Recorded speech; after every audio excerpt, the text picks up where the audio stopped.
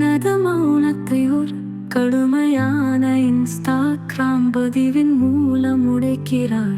ஐசரி கணேஷின் மகளின் திருமண விழாவில் நடிகர் ரவி மோகன் ஒரு புறம் தனது ஆன்மீக வழிகாட்டியான கினிஷா பிரான்சிஸ் பொதுவெளியின் ஜோடியாக வந்தனர்.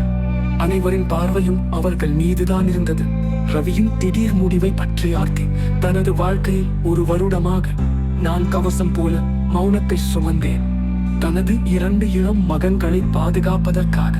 நான் பலவீனமாக இருந்ததால் அல்ல, ஆனால் நான் கேட்க வேண்டியதை விட என் மகன்களுக்கு அமைதி தேவை. எனது விவாகரத்து இன்னும் நடந்து கொண்டிருக்கிறது. 8 வருடங்கள் அருகில் நின்றவன்.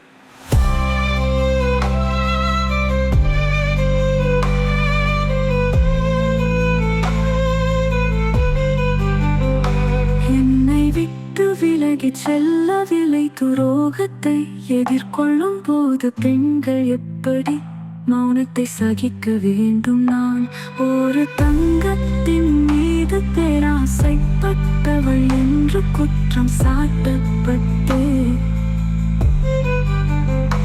தன் குழந்தைகளை பற்றி பேசும்போது அவர்கள் சட்ட விதிகளை புரிந்து கொள்ள மிகவும் சிறியவர்கள். ஆனால் கைவிடப்படுவதை உணரும் அளவுக்கு புரிந்தவர்கள் தம் மற்றும் பூட்டான் வயதிற்குட்பட்ட தனது ஆண் குழந்தைகளும் உணர்ச்சி வசத்தை அம்பலப்படுத்துகிறார். அவரது வேண்டுகோள் தாய்வழி, அது தார்மீகமானது. தந்தை என்பது வெறும் பட்டமல்ல, அது ஒரு பொறுப்பு.